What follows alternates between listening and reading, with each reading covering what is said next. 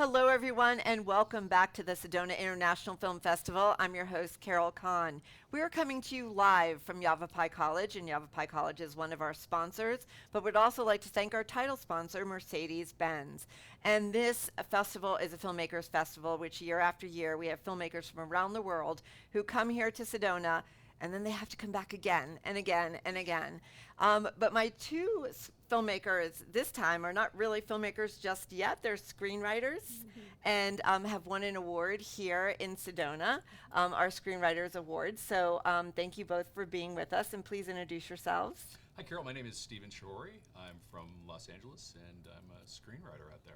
Awesome. And My name is Jamie Rose, and I'm from Las Vegas, Nevada. awesome. And we were just talking about our, we used to live in Vegas. Jamie's from Vegas. So it's, one of those places that, like they say, it's a 24/7 town. Never stops. It never stops.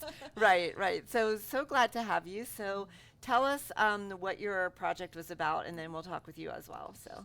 Absolutely. Well, I was fortunate enough to win the Best TV Pilot Screenplay category here at the festival. Okay.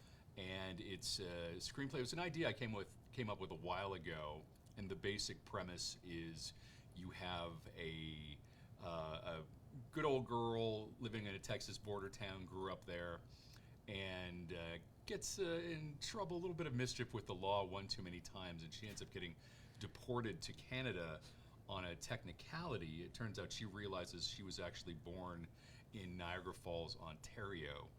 So now she has to go live in Canada in the city of Toronto, which is very large and very liberal. And it's a real fish out of water sort of scenario for her as she has to adapt with this entirely new life, from the size of the city to just the cultural, loggerheads that she ends up finding herself in. So it was a lot of fun to write, and it was just great that it resonated with the festival. Awesome. So your background, have you written for television before, or is this like your first screenplay? Right. I have. I'm originally from Canada, hence the Canadian connection there. I know a lot about Toronto, having grown up there. And I was writing for television in Toronto, more news and comedy news, sort of like Canada's version of The Daily Show and Canada's version of SNL and stuff like that. On a much smaller level, I do not want to compare them to the Right. size of those shows here, but to give you a sense of it, because Canada is about 1/10 the population of the U.S., so not quite as big, but I was fortunate enough to do a lot of TV writing and live theater writing up in Canada, and then about almost a dozen years ago, I decided to come down to Los Angeles, and I've been there ever since. Oh, awesome. Okay.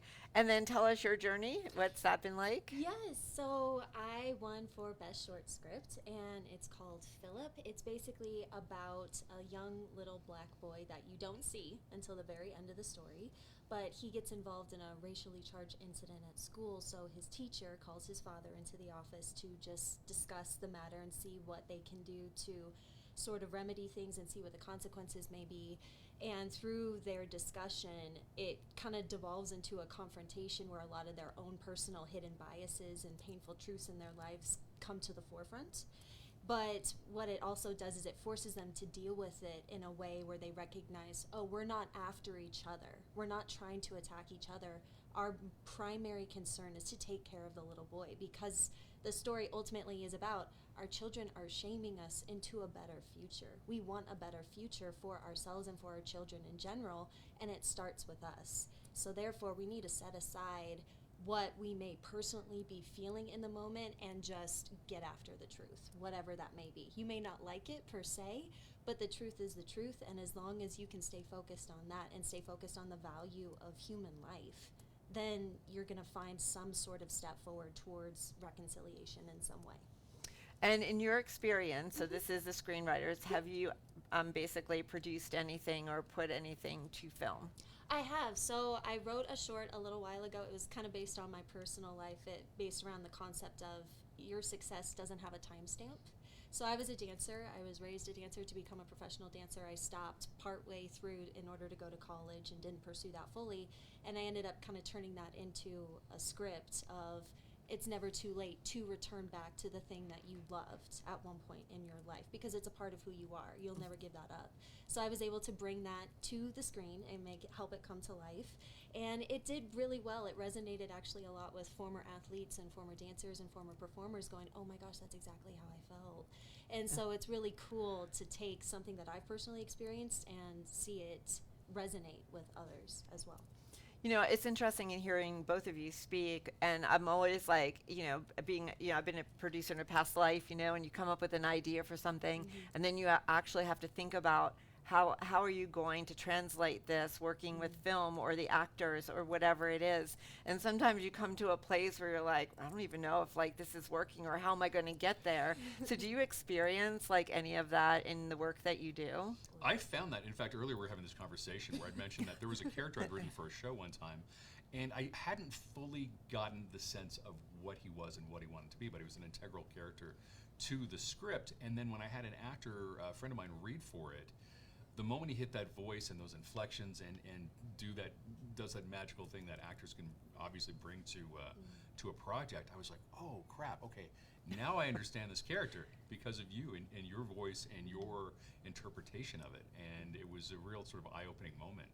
You sometimes feel once your script is written that, okay, this is how it is, I get it, and you don't always, until later on, sort of learn that, oh, you know what, you might not understand your script as much as you think you do until the actors are brought into the mix. Or sometimes it just changes, right? Because you do know it actually, but then when you hear the voice, it just shifts, and so then your whole idea shifts, and then it's like, okay, now where do I go Absolutely. from here? And you want to be open to that as well. Yes, Not yeah. so rigid. It's like, well, this is how I wrote it, darn Right. it. Yeah. Yeah.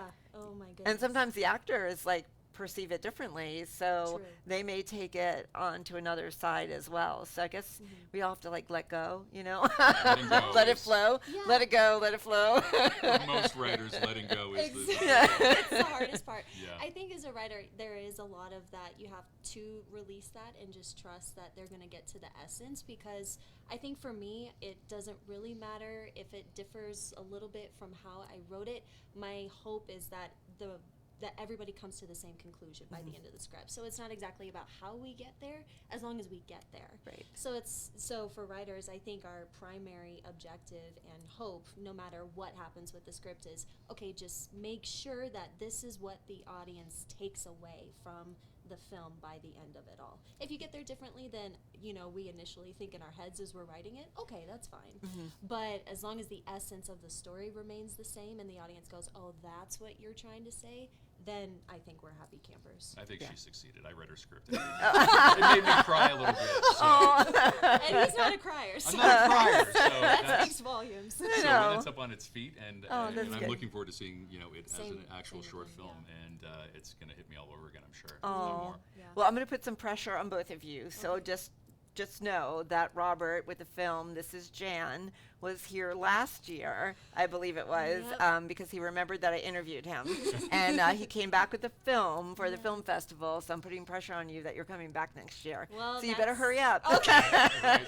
Trust me, Ticking. Yeah. the determination has been renewed in coming here, so we're going to find a way to make it happen. Good, good. So I will see you next year. Yes, ma'am. Probably see you around anywhere here before that, but but definitely I want you both to come back. I'm putting pressure on you too. Absolutely. Yes. I'm here for it. All right. Well, thank you both for participating. you. Congratulations to you both, and Thank it's you so very nice to have you here. Thanks, So Carol. nice to Yes. be here. Thank you. Thank you. And don't forget to keep following us on Facebook Live as we have more filmmaker interviews throughout the day. Later this afternoon, we have some of the cast and crew from Sweetwater. And Tanya Dumore will be back with more, so stay with us.